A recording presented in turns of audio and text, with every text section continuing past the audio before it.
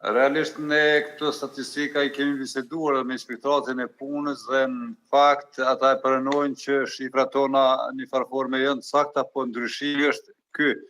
Përderisa ne mendojmë se nëse një punëtor rrëzohet nga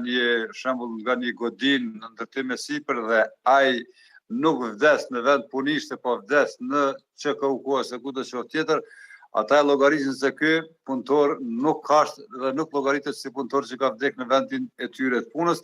përderisa ne llogarismi në moment kur një punëtor del nga shtëpia e tij dhe shkon në vendin e punës dhe derisa të thret, ne këto e llogarismi si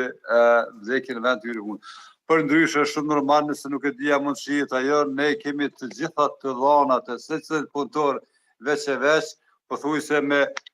emrin, me mbiemrin e kemi nga komuna cilën vjen, vendi I ngjarjes, mosha e punëtorit, kompania cilën vjen, cili sektor dhe në cilën datë ka ardhur deri te kjo. Por megjithatë paramendojeni, domethënë e tha kolegja që janë nëse zgaboj 7 raste, por në fakt domethënë kjo është një dhënë sipas inspektoratit punës, për cilën ne thomi me plot përgjegjësi sepse si mund të japsh një informacion ti për një punëtor që është gjallë dhe ti thuash se ka vdek. Sipas dhënave tona reale janë 10 raste fatkeqësisht për 4 muaj ende pa u mbyll mirë dhe çka është hala me rona realisht me një fushat 2 javore që tham dhe sipas statistikave të inspektoratit punës vetëm ende pa u bë 2 javë ditë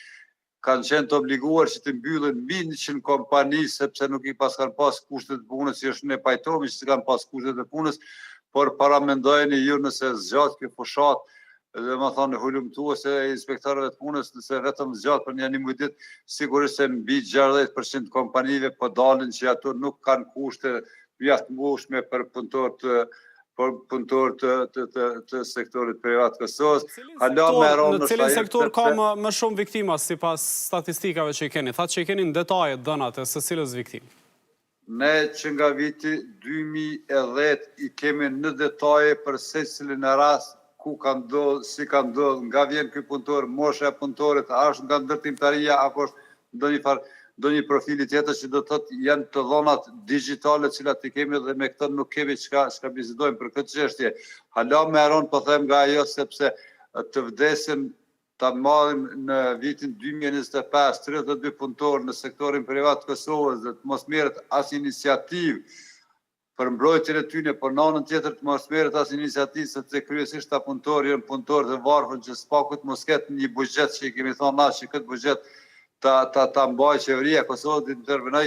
kjo e kemi thonë që ne na llogarisim vetëm si një makinë e cila duhet të startojë të punuar dhe duhet të ndërpritet në orarin e kufizuar dhe jo diçka tjetër.